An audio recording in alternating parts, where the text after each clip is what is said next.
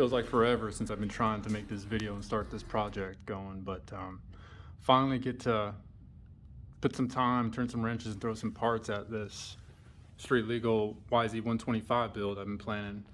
Started this project about 2 years ago, but it's been on the back burner for other stuff that's coming for it, like moving into a new house, and then the bug taking up every bit of that 2 years trying to work out the bugs on it.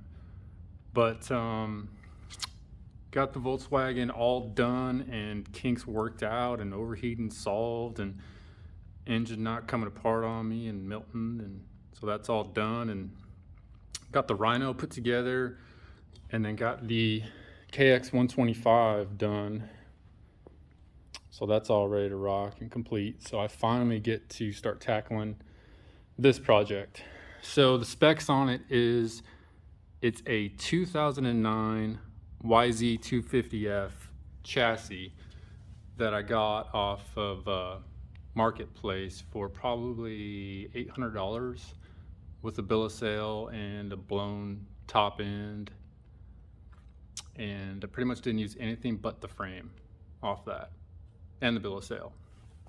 So the engine is a 2001 YZ125, and pretty much the whole idea on this project is I wanted another dirt bike, you know, enduro style, to kind of go cruising on the roads and trails around here, because you have to be street legal. But I didn't want to buy a 4-stroke. I didn't want to buy something that's, you know, half street, half dirt, enduro style, because, you know, they're more street than they are off-road, and I don't really care for any of the bikes available. I mean, they're getting better the past couple years, but the closest I came to a bike I liked was the KTMs, and I actually walked into the KTM dealership before I bought all these parts, and they couldn't even get the bike I wanted. So I'm a big fan of building it, so decided to put this project together. But the reason I had to go with a frame with a bill of sale is because I wanted it to be street legal, and the only way to get a 2-stroke street legal without buying it from a KTM dealership is by having a bill of sale and going through a website. So there's a website called Dirt Legal, and as long as you got a bike that you own with a bill of sale from the previous owner, they'll get you a plate. And I don't know the legality behind it, but sure enough, I sent them everything they needed with a couple $100, and I got this Vermont plate about a year ago. So that's all I need out here in Florida. I got a plate, motorcycle license, I'm ready to rock. I can hit any trail, go down any road I want, and put any engine in this bike. So I went with the Yamaha chassis 2009 because it was cheap and available, and I knew I wanted the Yamaha 125 motor to pair up with the KX125, because, you know, ripping through 125s on the street was just something I really, really want to do. I didn't do a lot of research, pretty much no research, and I just figured I'm going to buy the parts I want, you know, hook them up the way I want, and then I'll just figure it out as I go. Well, in that 2 years, I kind of just, you know, sandblasted the aluminum frame. I had it painted F250 Blue Jean blue. Bought wheels. I upsized the rear tire to the YZ450FX, the motocross/enduro trail bike, because it has a real beefy back tire. I mean, this is the biggest back tire, fattest back tire I've ever owned on any of my bikes. And that one is a monster. Threw some Tusk wheels at it, which are always my favorite. Good quality stuff. They're available. Stainless steel spokes come on them, and they are very quality. Sent the suspension out to the same company that rebuilt the engine for me, Tom Zont Racing.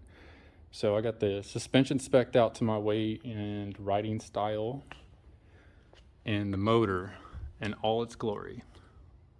I just got it back from Tom Zont a couple months ago, and they gave me a good price and they went through this thing. And they called me a couple times during the build with complaints, because essentially what I gave them was a couple engine cases, a transmission, and some eBay parts I threw together to make a 2001 YZ125 motor, and then a really good cylinder. And they unfortunately had to put a ton of time and effort into finding every little washer and nut missing and go through this thing beautifully. But dang, they did good work. I mean, this thing looks mint, and I can't wait to fire it up. Specs on the engine, it's pretty much all stock. I believe they threw in some heavier clutches. They tuned the carb for me. The V-force reads. Stock bore, piston, stock carburetor. It's just I would just consider it as a beefy stock setup. And that's pretty much all the progress I've made on this bike so far. So like I said, street legal, so I got the light on the front. Got the tail light in the rear, but I still have a lot of work to do. There's parts all over my workbench for this thing. Still got to do the coolant system, got to finish up the electrical controls, find a place for the battery, fabricate an intake setup because I'm not going to use the airbox, make it more street legal with mirrors and exhaust, which I'm hoping I don't have to modify. But in case I have to cut the exhaust up and splice it in pieces, I bought the factory style unfinished expansion tube. That way, you know, if I had to cut it and weld it together, it wouldn't be such a huge eyesore as if cutting a chrome plated one up and trying to do that. It would just look like trash. But I don't think I'm gonna have a whole lot of fab time in this. I mean, I put the engine in when it came in and I just set it in place, kind of a mock-up, and I think I'm gonna get extremely lucky here. I mean, the engine's about an inch off where it's gonna drop in, but that back engine mount is gonna fall right into place because there's enough clearance too. It's just sitting on the bolt now because I haven't actually installed it, but it's gonna fit and slide right in.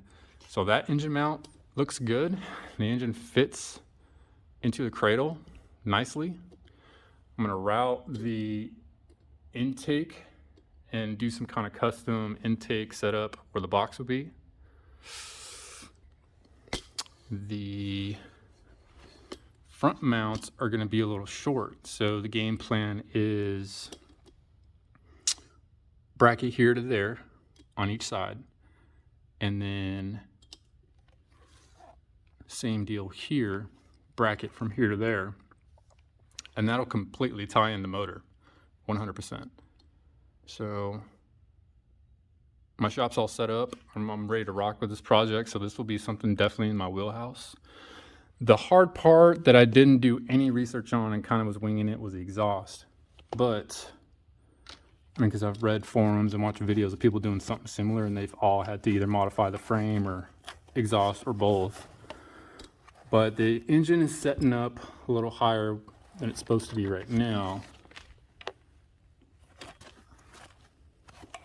So the exhaust is right here coming out. So once it sets in place, it's gonna be about an inch lower.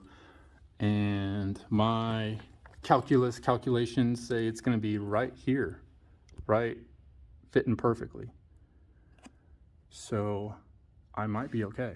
We'll find out the next video if I have to actually modify the exhaust, but once I get these engine mounts made up, drop the engine in place, I'll know for sure. But that's really the last hard part about this project is the exhaust, because I'm gonna whip up these engine mounts quick, throw all the controls and setup on it, you know, in a day, and I hope to be ripping on this thing soon. So stay tuned, there'll be at least 2 more videos on this, making progress. Street Legal YZ125 with plate, coming soon.